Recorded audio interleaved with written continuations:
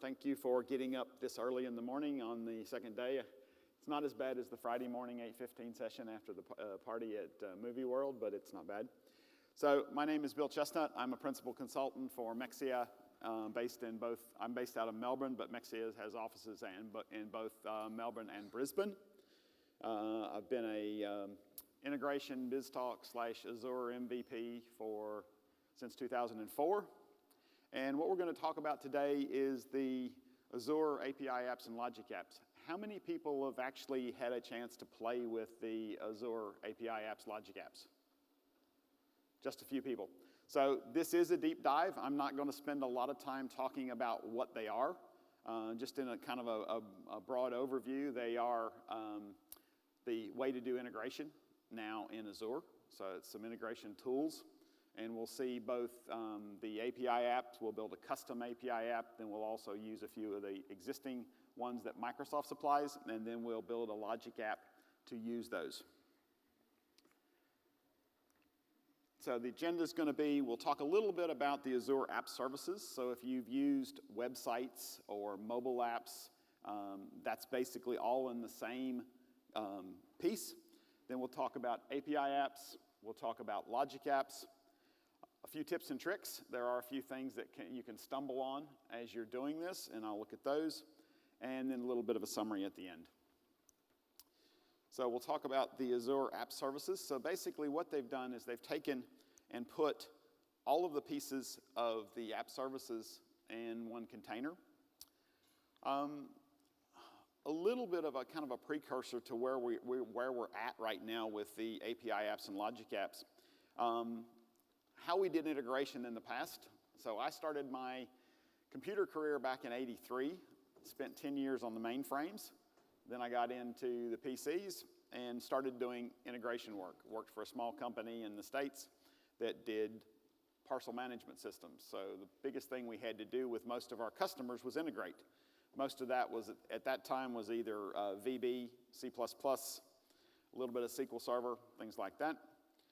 Then in the early 2000s, they introduced BizTalk Server. So that was the way to do your integration with BizTalk Server. And then when they had the initial release of Azure, they came out with something called BizTalk Services that really didn't have a lot to do with BizTalk. It was more some of the .NET pieces. They renamed it after a while to .NET Services. And then they actually, about 2 years, a little bit more than that, they released the BizTalk Services, which was the PaaS offering for BizTalk in Azure.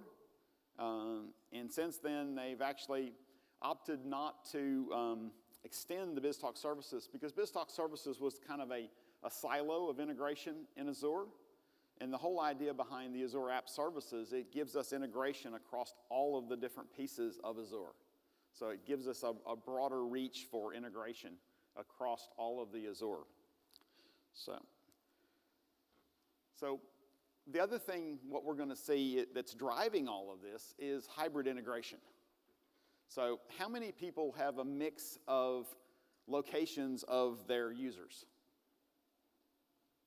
So a lot of people, and the BYOD device and things like that just make that even more. How many people have the mix of the location of their services? So they're using stuff in the cloud, they're using stuff on premises, things like that. So that's what's driving a lot of this. And also our data. Now with the IoT push and things like that, we're going to have a lot more data that goes automatically up to the cloud. And we need to be able to leverage that. But we still have a lot of systems we're going to need to leverage on premises. So that we need that, the location of data is going to dictate more where our components run. And also, the location of computer resources. So how many people inside of their enterprise can provision get a virtual machine provisioned in 15 minutes? Yeah, but your enterprise is in the cloud already, Mitch. So, but typically, if you're on premises and you go through your IT department to get a virtual machine provisioned, it's going to take you significantly longer than the 15 minutes it might take you to do it in Azure. So that location of computer resources is going to make a big difference. So what they've done is they've lumped those 4 services we see there, the web apps, which was the older websites, the mobile apps, API apps, and logic apps are all now part of the app services. So basically, and we'll see a little bit later on, we create an app services plan, which we put all of those in, and it basically controls what resources we're allocating to those components that we want to use. So first thing we're going to do is look at API apps. Now, API apps aren't real special. They've given them a special name, but basically they're a web API with some special markup. When you deploy it, it does do some stuff in the background around building a gateway service inside of your app service plan, and that controls some of the configuration settings, and it also controls the security going in and out. So it's web API based, leverages those containers. So what's the nice thing about the website container if you've already used the websites?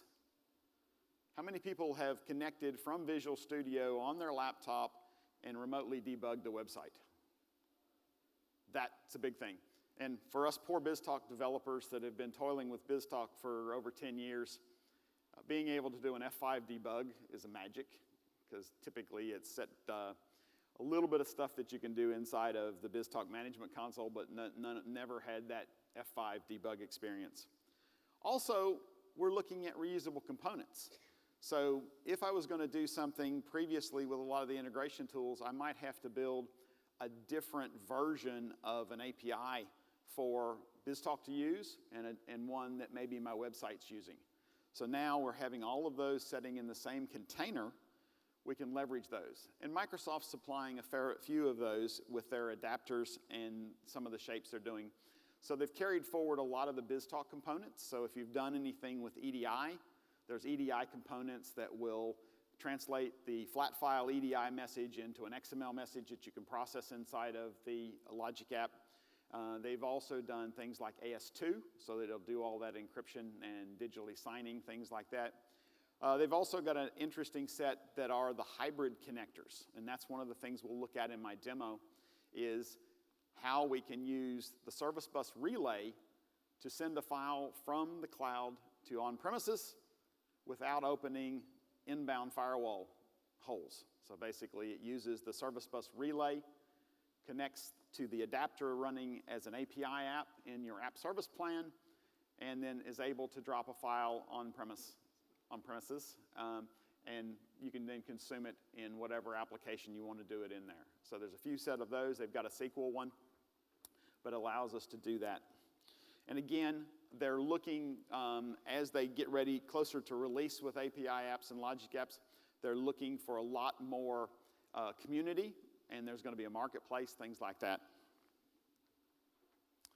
So we'll have a marketplace that Microsoft will put their API apps and Logic apps into, some vendors. So if you've got a product and you want people to be able to talk to that product, you could put an API app up there in the marketplace that makes them easier to do that.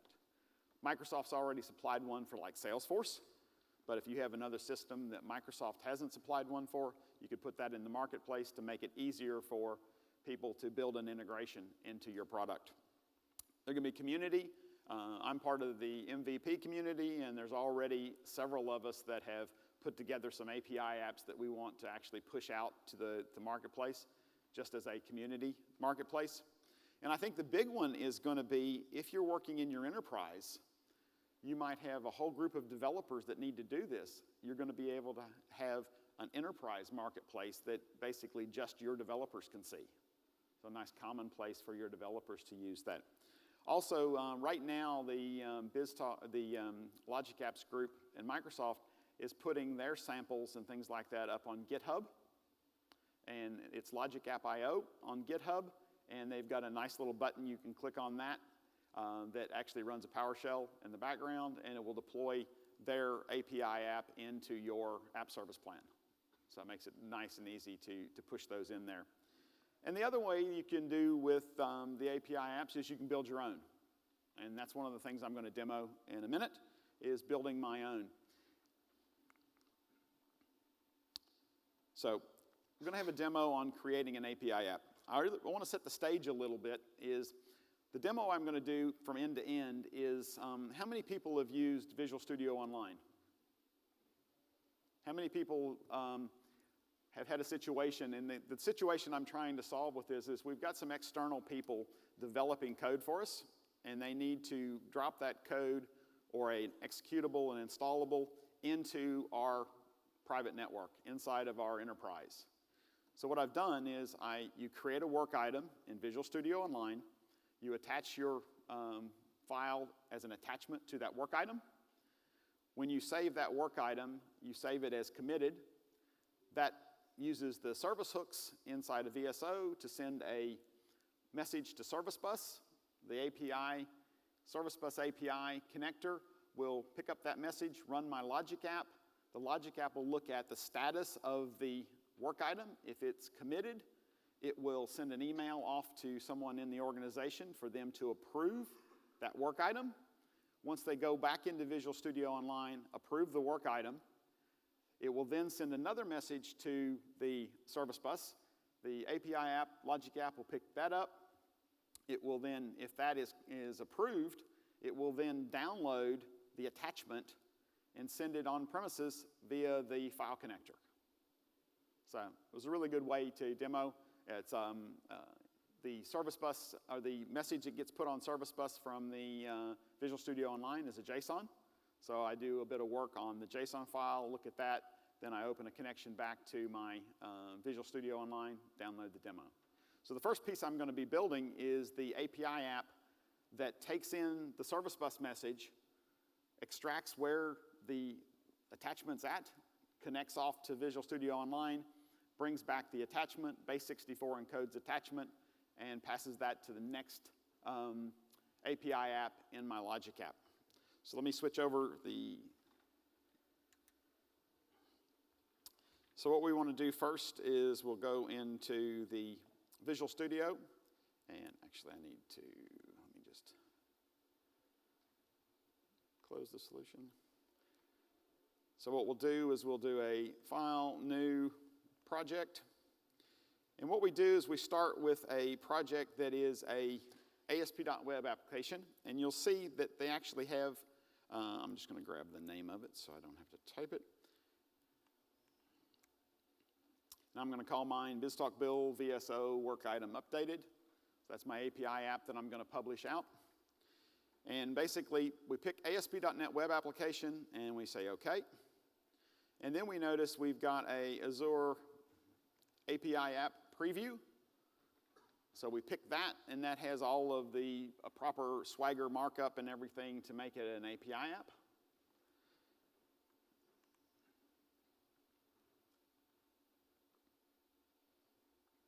So one of the things I'm going to do is I thought that pretty much the last thing you're going to want to watch me do is type a bunch of code into here.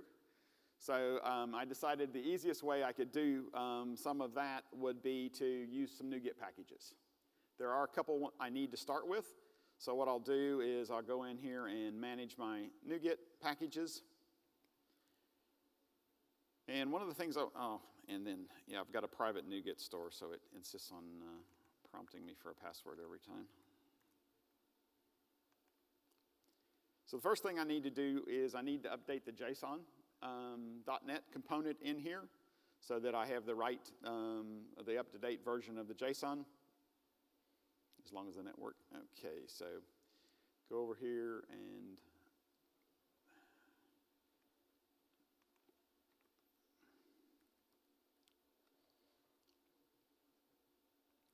that's got to should show that up as being installed.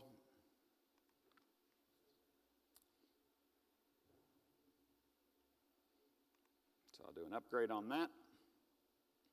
Now the other thing is that one of the other integration MVPs is put up a set of tools that make it a little bit easier to do the markup for your API apps.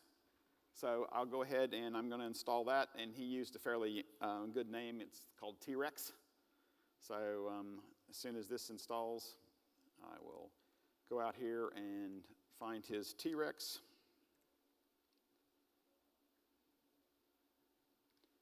So I'll install that. Now the things I need for my API app, I'm going to need my inputs and my outputs. So go ahead and get that installed. And then I've got a couple of NuGet packages that install my ins and outs. And basically that's what I did to take the JSON into a class. There's a couple of websites out on the internet where you can post in your JSON and it'll create a .NET class for you. But for whatever reason, the JSON file that Visual Studio Online creates has got system dot stuff in it. So you have to go fix some of the names, otherwise the class gets a little annoyed with you at that. So let me go into my ThisTalk build. So my work item updated package I'll install. And what we'll see now is we've got a couple of models.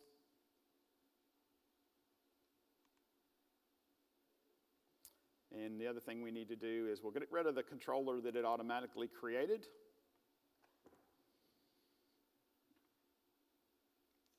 And then what I'll do is I'll go to my private NuGet store, and I want to do install my controller.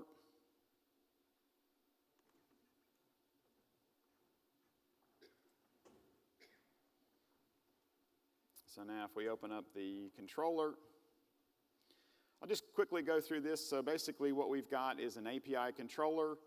It's got a get method, and I take my inputs and my outputs. And what I'm doing is in the JSON file that comes in from Visual Studio Online, there's a few things I have to fix up because the class names wouldn't work with that. So there was a system and a couple of things like that in there. Then basically what I do is I look at the JSON. If the JSON is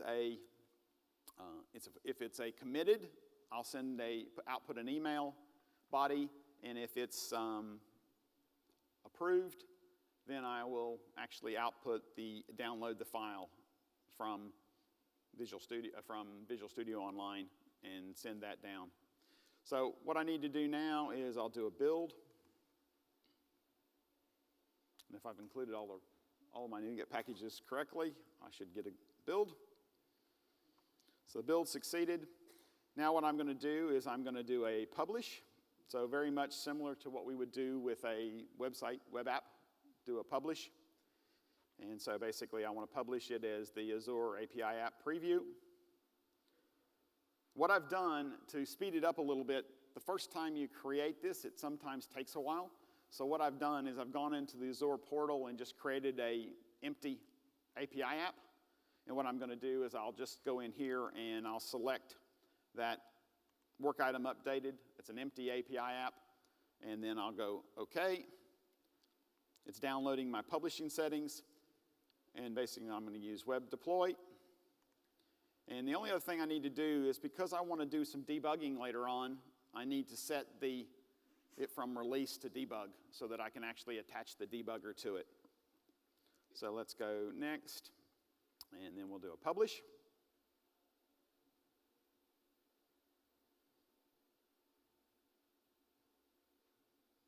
And that's going off and doing the publish. That'll put my API app up. Not a lot I can do with it at the moment. So basically I need to build my logic app, but we're going to go back to the slides real quick. Once I'm happy that it's updated and created my API app up there. Any questions at the moment? Well, I'm waiting for this to happen. Okay. Now, that looks like a problem, but basically I've got my API app set to a internal because I'm going to be using it inside of my logic app, and it tries to get to it from the outside and can't. So that's why I get that error. I'll go ahead and close that. So we're all ready to go there. Let me swap back to the slides.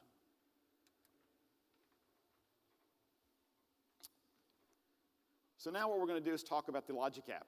And what we'll see in there is how we put a series of API apps together.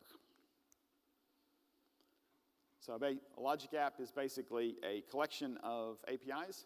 How many people have done things with like Windows workflow and things like that? A few people? So this is a workflow. The designer is a little bit different than what we've seen in previous designers. It's kind of it's a left to right designer. They are tossing some ideas up around what they're going to do with this, whether they're going to change the way the designer looks and things like that. But it is a workflow. And we've got some decide shapes and things like that or decisions that we can make between it, and I'm going to show that. So if it comes in as a committed, it'll go through a path where it sends a email. If it's a approved, it'll go through a path where it downloads that file. So the difference between what we have in existing technology is that with BizTalk and workflow, we build special workflow components or we put code in our BizTalk. These basically are API apps. They're very, very close to our existing web APIs, so we can reuse those. We might have somebody using API management calling that API directly, or we might have our logic app taking advantage of already existing API app web app that's out there. We have some different models. We have a push, so I can push a message into my logic app. I can also do a pull, so I can tell the logic app to run every 5 minutes and go out and pull a file off of an FTP site or call another website to see if there's any data. We also have repeating, so basically you can have it repeat. And we also set it up manually. I only want to run this manually. And why would you do something manually? Well, inside of your web application maybe, you get a file ready and you want to run something. And what you can do is there is a set of APIs around the logic apps where you can call that from your web app to fire your particular logic app. So you might want to do it manually. Or you can call a logic app from another logic app. And that second logic app would be set manual, and you only need to do it in certain cases. So that's why. The debugging, that's the big thing, is that I can do the debugging through Visual Studio, and that's one of the things that we're going to look at is that debugging experience, and also extensibility, because basically I'm going to have a set of API apps that Microsoft supplies and vendors supply, and then I'm going to have the ones that I can build, just like I built that one. So let's go in and have a look at creating a logic app. So what we're going to do now is we're going to go in here to the portal. So right now I'm just showing you the API apps that I have in my subscription at the moment. So I've got my work item updated. I've got a file connector. I've got a file connector bad. I want to show you a little bit later on. I want to show you how to debug some of the issues around the file connector. Then I have an Office 365 connector. That's where I'm going to send my email through the Office 365 connector. And then I've got my service bus connection. So this is where it'll receive the message from the service bus. Now when you create each one of these API apps, they sometimes do ask for configuration. So the service bus one asks for the connection string to the service bus and the queue or topic that you're going to, or subscription that you're going to pull from. So what I'm going to do first is I'm going to go down here to our logic app. And basically what we have here is I don't have any logic apps, so I can do an add.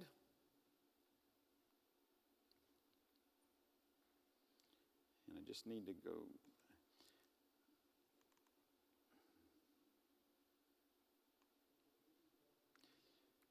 Now, I had some issues previously with some demos around this, is that for some reason they weren't cleaning up everything quite the way they were supposed to. And I'd done a demo run through of it, and then I put the same name in there, and when I hit create, it was done. The artifacts were still out there. I think that's part of the fact that it's in preview.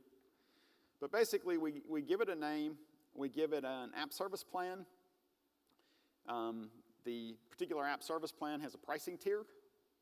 One little trick, if you're playing with API apps, the app service plans can be a little bit expensive, so the standard edition's about 50 or 60 bucks a month.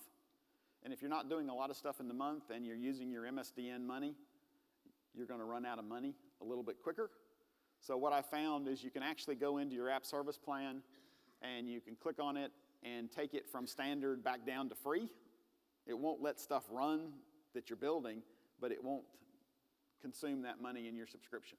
So it's a little bit easier way. There's no real way to turn it off, but you can take it back to the free, and that saves you a little bit of money for the time. Then we get our resource group, the subscription we're using, the location we want to have it in.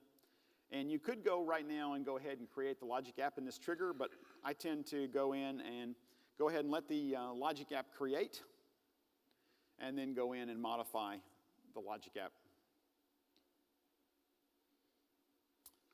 So it'll take just a second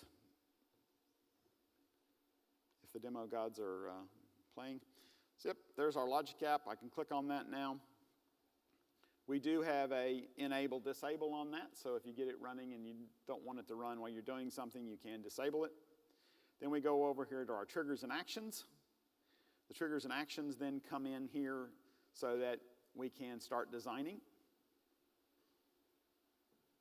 And they've got some templates that they're going to make available. So if you've got particular type of piece of Logic app that you want to create, there are some templates out there for you. We're just going to create one from scratch. So what we have over here on the right side, we'll see all of the API apps that are in our resource group. So the first one we want is our Service Bus Connector. And basically that has one option for us, and that is a message available. And we can set our polling frequency. So it actually, under the covers, does do a kind of a poll to the gateway that it got created. I'm going to kick that down to 1 minute, otherwise we'd have to wait a long time in between messages we sent. Then we basically click the green check, and that sets that particular app. Then what we're going to do is we'll add our work item updated Logic app, our API app. And again, it's got one method. So it's got a lot of parameters though. So you'll see that we've got a list of parameters there. For the content, what we want is we'll see that we have the content from our message available. So it makes those things available. Our content, our transfer encoding, again, is our transfer encoding from that. Now, the attachment status is that when it's approved, I want to download it, and when it's committed, I want to send an email. And then what I need to do is, because I didn't want configuration inside of my API app or anything like that, I've asked for that configuration when we do it, so I need to go out here and I'm going to grab my username for my VSO user, and then the token for my VSO.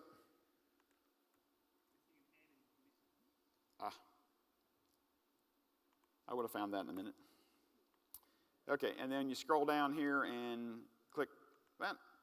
So that's basically set up all of the parameters that will be coming into my API app.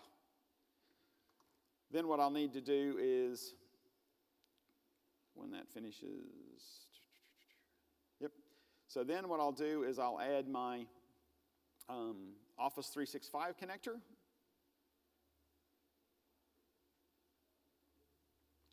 And this one's asking me to authorize, so it needs me to log on with the credentials that have access to Office 365.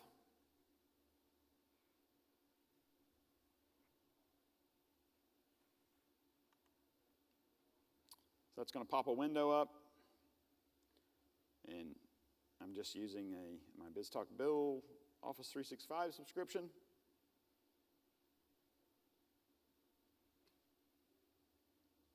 So that's now authorized it, and then we have several things we can do. I want to send an email, and I'll send it to bill@chestnut.net. Subject is work item updated. And then the body is out of our work item updated. There's an email body.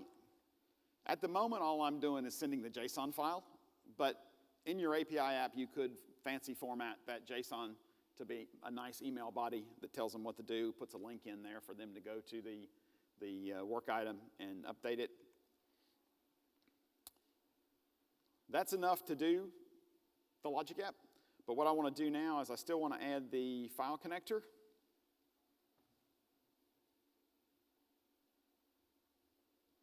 And again, I have a upload file, so I'll do an upload file on the file connector.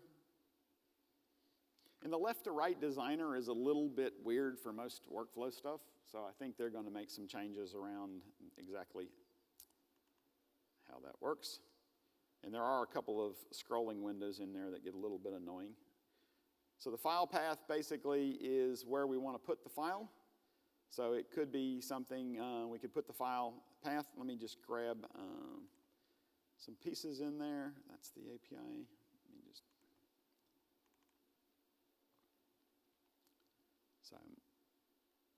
just got a. And what I did is I decided to, inside of my API app, I've created the name. So actually, I can just go here, and there should be a. I just got to look at the right one. It's a little bit, some of the, so that's the attachment file name that I create. So what I did is I took the work item, the attachment to the work item, and I just put a GUID in front of it so that I can do it many times and not get a duplicate file. The content then is my attachment body. And again, the editor's not as good as it could be. There's the attachment. And then the transfer encoding type, I'm using base 64. So out of my API app is coming base 64. And now I've got it all set up. But right now, if I send a message in from the service bus, what we would see is we would see both an email and the attachment get downloaded because we haven't told the Logic app to run one in one case and one in the other. So what we can do is we go back up here and we can say, add a condition to this Logic app. And then basically I've got a condition out here in our Logic app to where the output type equals email. So I go back in and I can paste that condition. There is a workflow language they have created. So basically, you'll notice it looks a little bit funny. There's the @ equal and then the body. So they've created a workflow language, and there's links off of this page to the language reference. So if you need to do that. And they're updating that. Recently, they added a split-on language construct that if you get a message in, then you need to split it up into multiple messages, so debatching. You can do that inside of the Logic app. So now I'm going to go into my file connector, and I'm going to add a condition also to it.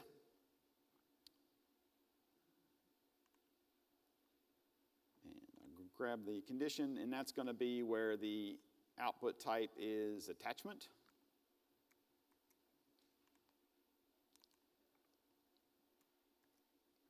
And then I'll save that. Now, all of the designer is actually, and you'll notice that what it did just then is that it pulled my file connector down below the email because it knows it's going to be doing one or the other of those. But again, that left to right designer makes it a little bit funky for that. So basically, I'll go ahead and save that. Then what we can do is we can actually go in here and look at a code view.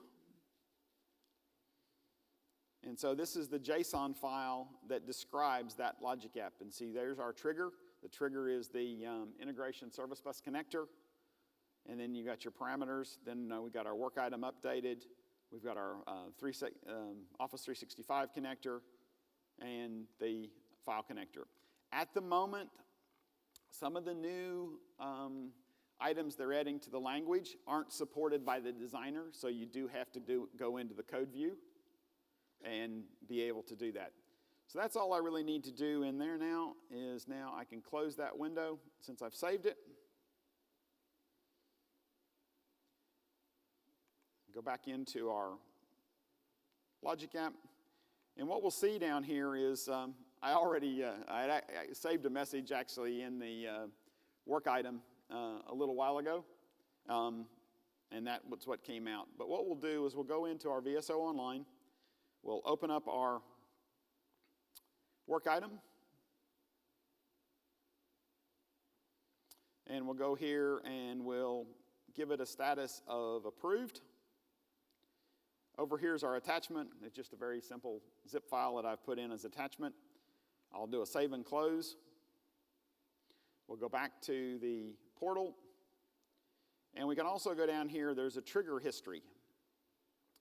So we've told that trigger to fire every minute. So we'll see that there's one that's fired every minute. And when it had the first message, it went ahead and succeeded. Otherwise, it just skipped. So if you're having trouble getting it to fire and getting to expect what's happening, you can actually go in there in the trigger history. So we can go back into there. It'll take a few seconds for that to run. Any questions while we're waiting for that to run?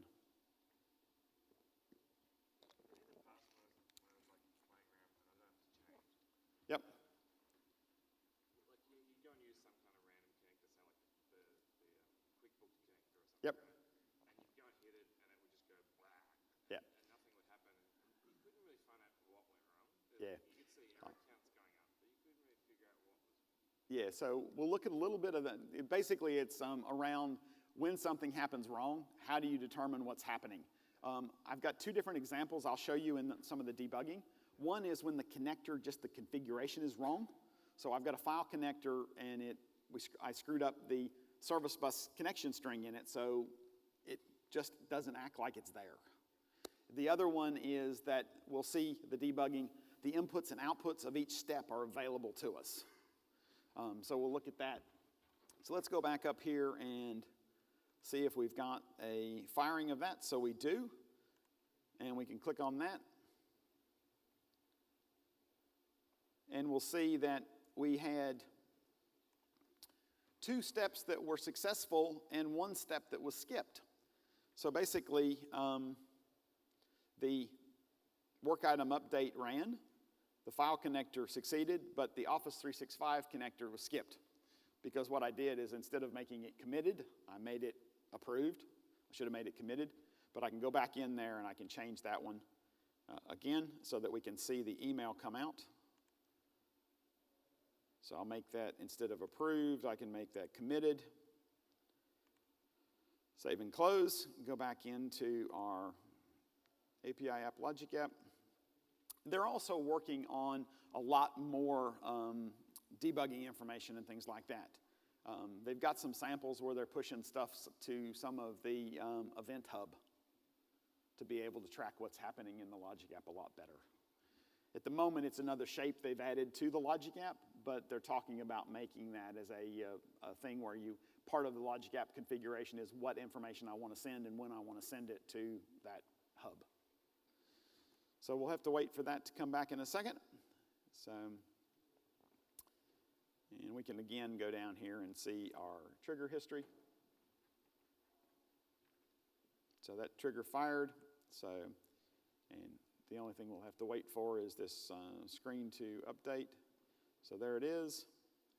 We can click on that. And we'll see this time we fired the Office 365 connector. And if we go out here to the mail, there's my work item updated email message. The JSON file is pretty ugly, but it was just an easy demo of I've just added that JSON file to the email body.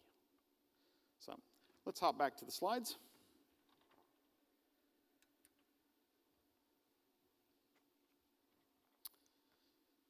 So one of the things I did show you when we were going in to create the Logic app is there's a set of templates. So you can have predefined flows with your templates. So if a lot of people inside of your organization or need to do a particular type of integration, you can define a template for them. And it makes it easier because it will add the API apps they need, and they just need to do the configuration of where it's coming from, where it's going to, things like that. So that gives you a extended level of reuse. So if you've got that, because I know a lot of times when we build BizTalk projects, almost every one of the orchestrations is very similar because we're just using a different message. So it could be a different service bus, queue, topic, subscription. And again, these templates are going to be available through the marketplace. So now what we're going to do is do a little bit more around the debugging. And this is the thing, like you run into issues with the fact that some of the stuff is not real visible. They've heard that loud and clear from a lot of us. So they're trying to make it a little bit better. So let me swap back to the machine. So the first piece of debugging that we can look at is that inside of our Logic app, down here we have the trigger that fired, but we also have the output link. So we actually can click on that, and that will actually show us everything that came out of that trigger. So there's the body, there's my JSON content, and basically all of the service bus properties. So if you're actually wanting to use a service bus property from there, you can actually get access to those service bus properties. Then what we can do is we can go in here and click on one of our API apps. And this time what we do is we get both the input links and the output links. So our input link will be the content plus the values that we've specified. So there's our attachment status, email status, and our VSU user and our token. And then we can go down here and look at the output. In this particular run, the status came out as committed, and it brought an email body out with an output type of email that I could key on to run my additional. I could have done it by status. I thought it was just easier to show that you could output those types because you may want to send it to different locations and things like that. And again, then we can go in here and click on our Office 365 connector. We can see its input links, which is basically what we put out of the other one, and then our output. Not much output coming back from that Office 365 connector. If we go to the other run where we actually ran the file connector, and click on the file connector, look at its output links.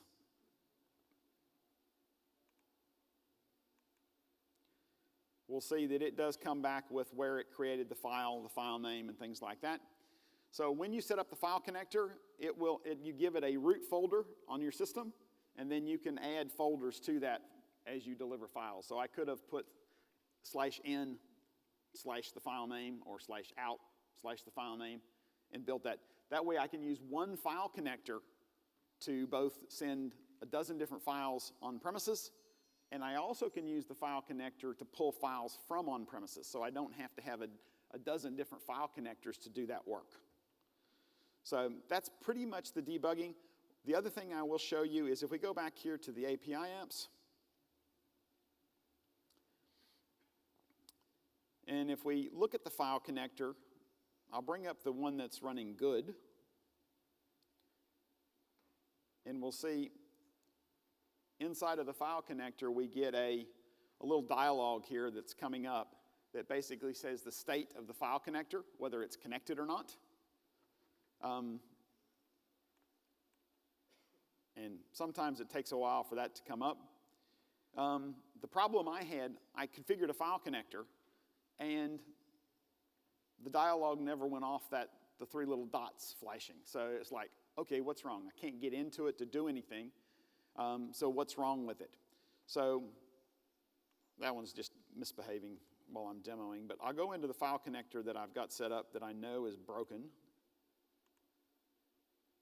Oh, that's good. See if that gets it back. Oh, so now it's connected. So if I go to the bad file connector, it actually never comes back. Because what I did is that I messed up the connection string to service bus, so it can't go out and find the other endpoint.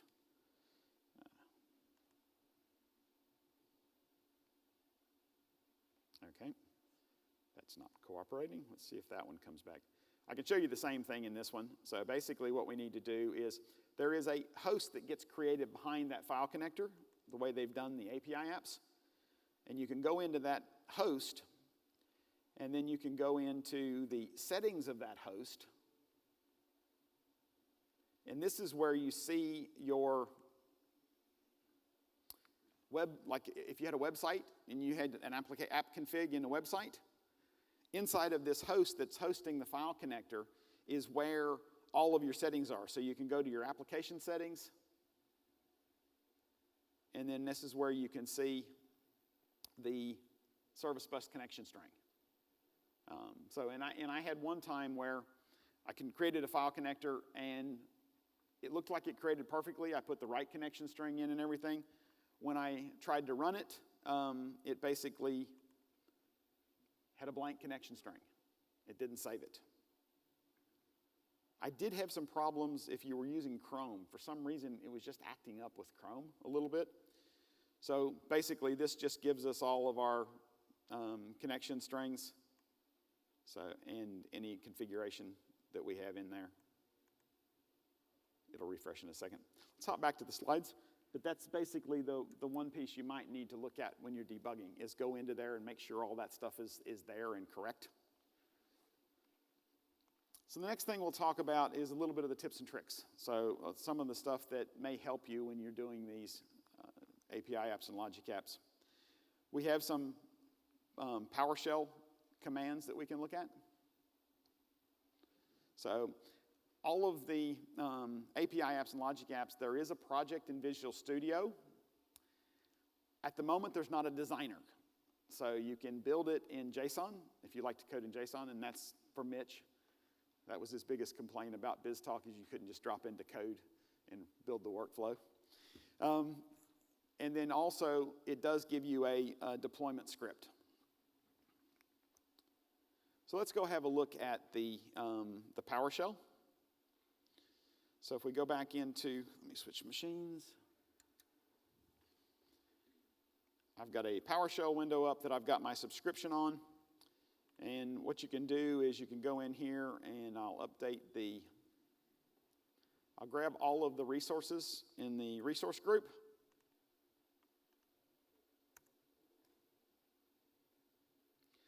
So those are all the different ones. There's my Office 365 connector. There's the host that sits behind it. There's the service bus connector. There's the work item updated logic app. So all of those different things are in there.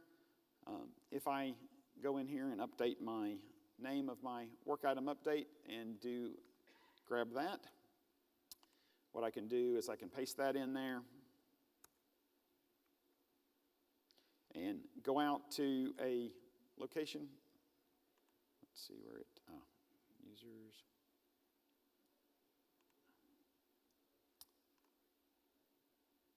Go to my desktop. Now go into the user directory. And basically, we should have a file from today, which is there. And then if we open that with Visual Studio Code,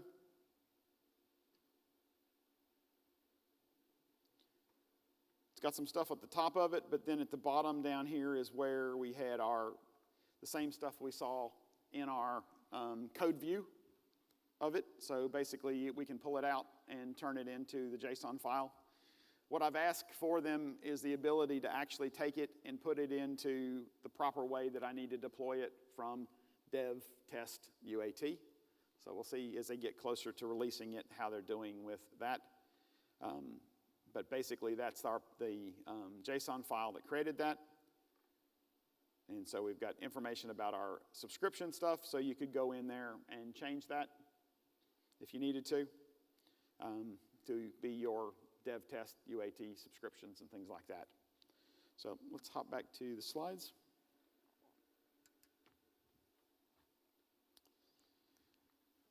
The other way we can manage our API apps and logic apps is through the Azure portal. So we can look at the service plans, manage the service plans.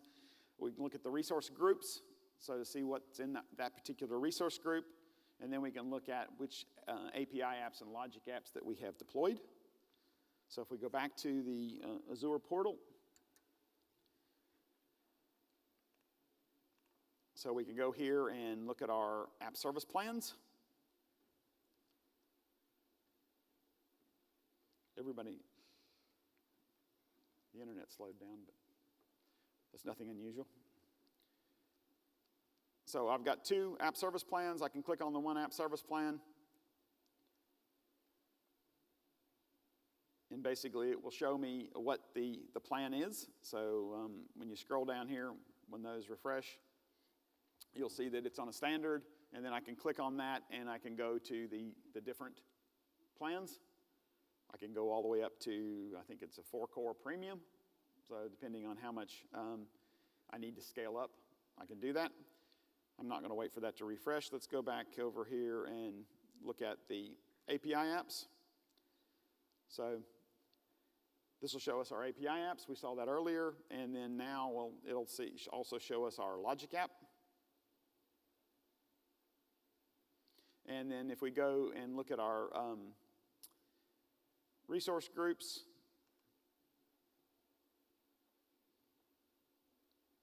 and it gets fairly prolific building resource groups, even though you don't, sometimes it builds them like for virtual machines and things like that. So there'll be a few resource groups in there. But the internet's not cooperating. It was surprising. I did this talk about 3 weeks ago in Cincinnati, Ohio, running off my virtual machine in Melbourne, and it was actually pretty good. So I was very impressed with that. Let's not wait for that to come back. So basically, we've looked at the Azure portal. So basically, in summary, we've got API apps that basically will be doing the work. We can use those from multiple logic apps. We've got our logic apps that basically take the different API apps and basically coordinate them. So we can do our conditional, things like that. We can basically have, so I use the Office 365 connector. There's a SMTP connector. There's a SendGrid connector that they've actually, the API apps group have created and put out on their GitHub site. So you can use that. So if you're interested in this, where to start is basically just go out. If you've got an MSDN subscription, you've got money to spend every month, you can go out and spin up a app service plan, create use just the default API apps. So like there's a couple of really good demos out there where it goes out and does a query against Twitter and then can send those queries. So you can put the query in there, so if somebody mentions you on Twitter, it can send you a text message. Things like that for monitoring different things. So, and what's next is that the API apps, logic apps is still in preview.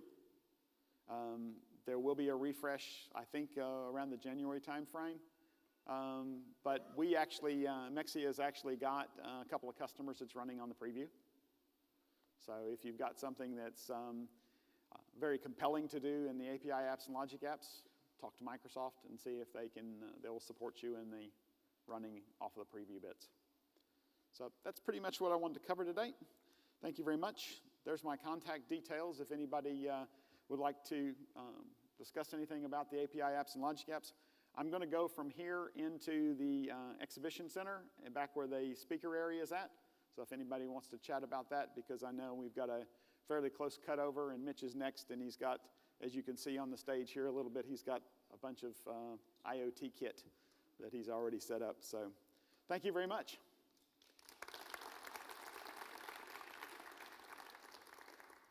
Oh, and don't forget to fill out your evaluations. They're doing daily prizes for the evaluations.